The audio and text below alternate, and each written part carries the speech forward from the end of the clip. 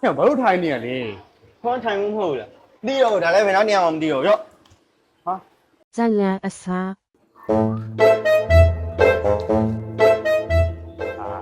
ဟဲ့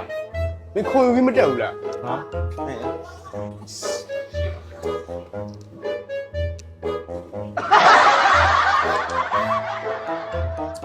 ဟိုအောက်ချလိုက်ပြီကွာ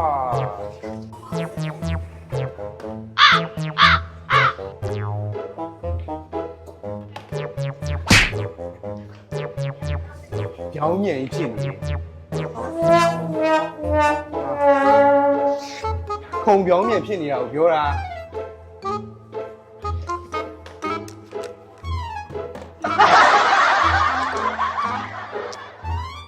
ဘာလို့ထိုင်နေရလဲ ခေါင်းထိုင်မှုမဟုတ်လားတီးရောဒါလည်းဘယ်တော့နေအောင်မတီးရောရော့ 哎呦我的妈！